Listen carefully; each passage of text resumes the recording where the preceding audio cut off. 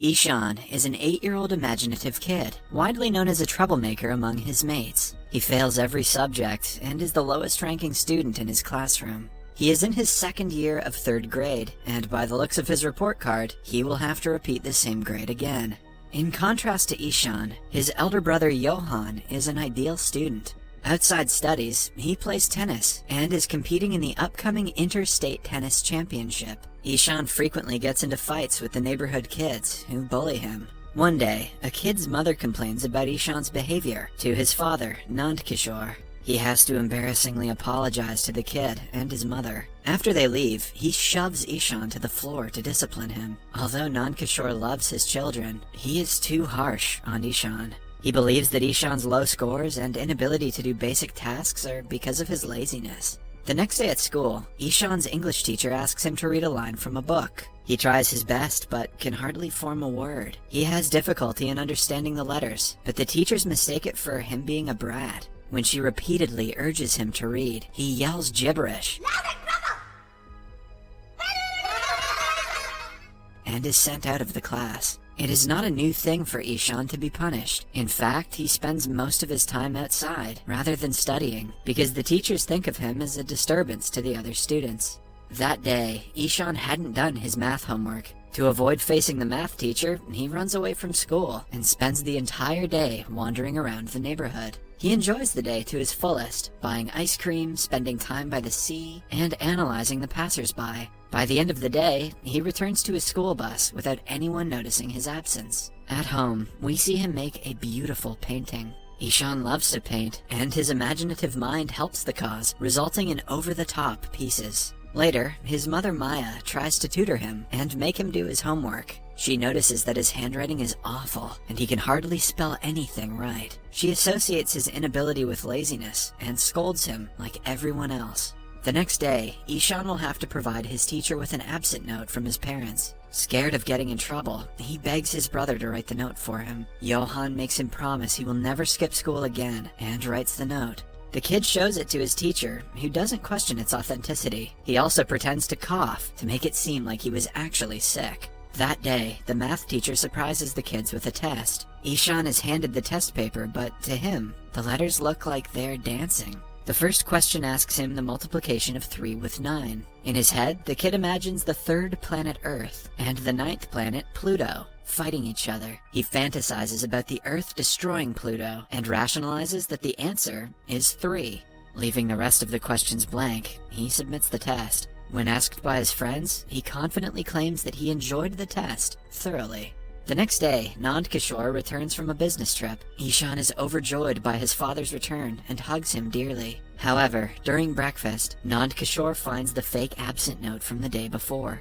Upon investigating, he finds out about Ishan running away from school and wandering alone in the streets. The very next day, the parents go to meet his teachers and the principal, who condemn his behavior in class. They also find out about the recent math test and its results. The principal assumes Ishan is a special child who needs to be sent to school for children with disabilities. Nandkishore is horrified at the thought of his son being disabled. Both parents are worried about their kid's future, so they decide to send him to a boarding school. Ishan is completely against the idea. He rebels and cries, begging them to keep him home. And although the parents do not want to be separated from him either, they do what they think will be best for him. That night, Ishan dreams of losing his mother in a crowd and wakes up screaming. When she tries to calm him down, he promises to study harder if they let him stay home. This breaks Maya's heart, but Nandkishore is adamant about his decision. The day finally comes when Ishan is taken to the boarding school in the countryside. He will have to share a dorm with other children, and will only be allowed to meet his family once a month.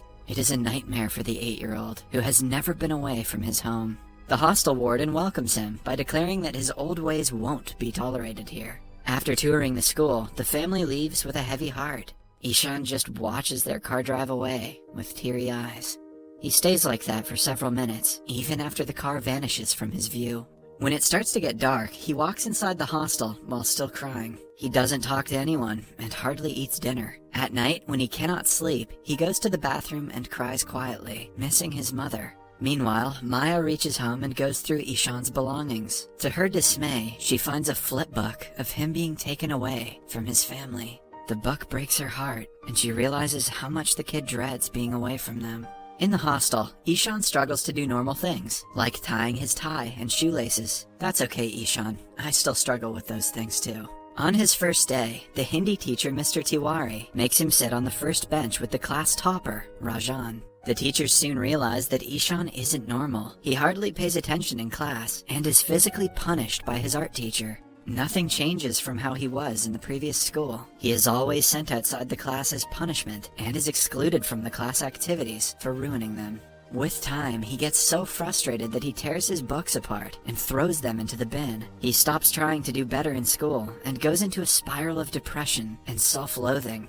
When his parents come to meet him after a month, he locks himself inside a room and bursts out crying for the first time since he last saw them. On being urged, he runs outside and takes several laps of the basketball court to rebel. The family takes him to a hotel for the night to give him a break from his life at the hostel. Johan gives him a hamper of painting supplies as a gift, but little does he know, Ishan has cut out his creative side and stopped painting altogether. The next day, the family bids him farewell and leaves him alone yet again.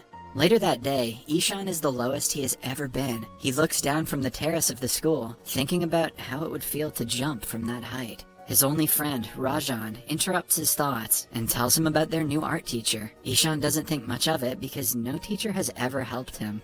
However, it is surprising to the kids that the new teacher, Ram, enters the class in a Joker costume. He sings a song, plays a flute, makes them dance, and lets them enjoy the class, in contrast to all the other teachers. While the old Ishan would have loved this, the depressed one doesn't participate in any of it. As their first task, the students are asked to draw or paint anything they want. Ram wants them to show their creative side, so he knows what he has to work on next. The children start to draw several things, all different from one another, but Ishan doesn't even touch the paper.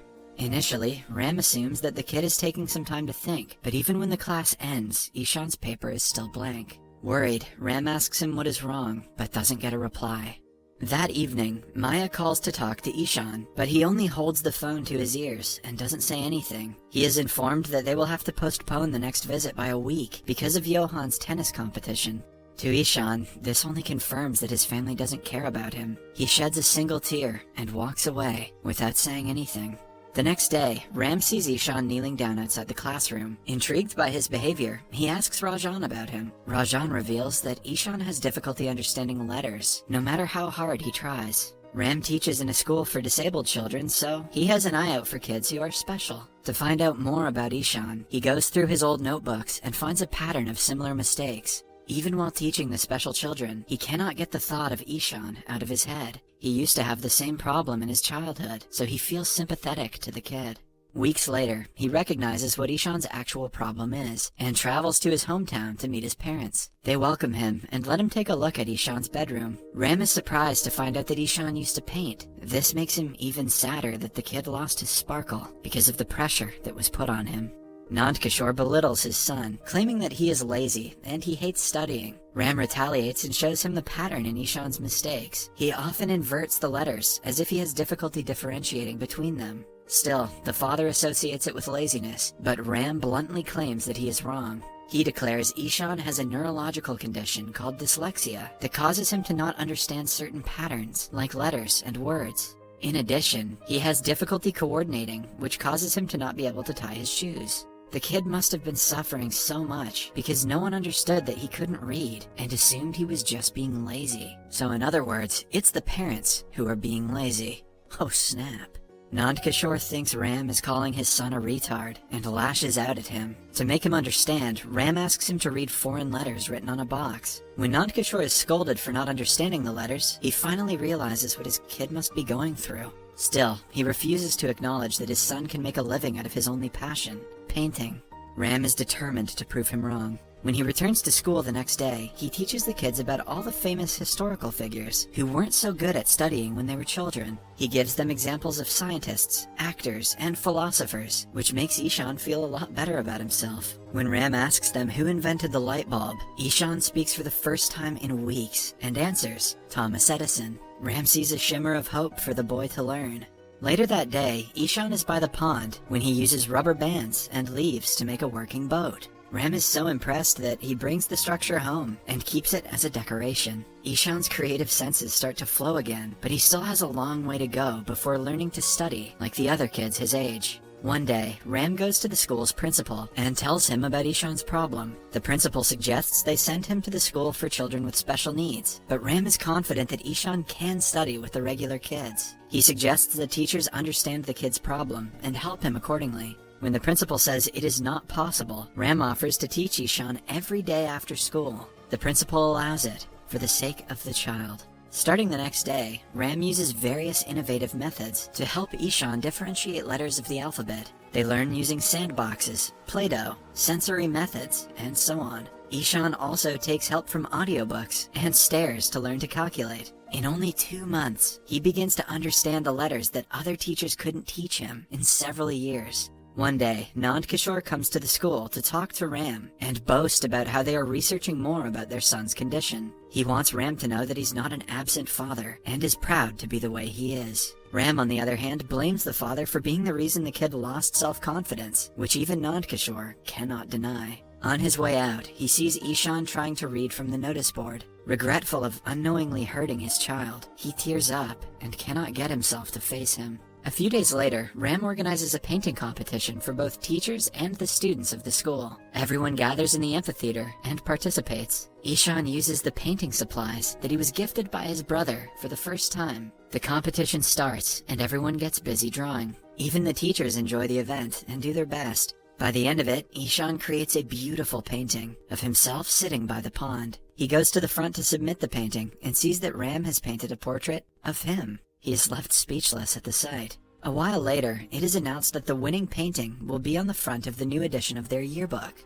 The principal proclaims that the decision was difficult because 2 paintings stood out the most, Ram's and Ishan's. In the end, Ishan is declared the winner, while the second prize goes to Ram. The crowd erupts in cheers. For the first time in his life, Ishan feels recognized for his talent. He cannot help but cry and runs to his teacher to hug him. In the last scene, Maya and Nand Kishore come to the school for the end-of-the-year parent-teacher meeting. The principal boasts about Ishan's talent, showing them his painting on the front of the school's yearbook. Unused to the new attention, the parents are left shocked. The principal also praises Ram for doing a great job teaching the kid in the way he needed it. Later, the parents meet Ishan's teachers, who show them the report card and compliment the kid's undeniable progress. Outside, the couple watches their son playing and cry tears of happiness. Nand Kishore thanks Ram for helping Ishan and apologizes for his behavior. Lastly, Ishan bids farewell to Ram and goes back to his hometown for a vacation. Subscribe for more videos like this, turn on notifications, and leave a like to help the channel out. Thank you for watching.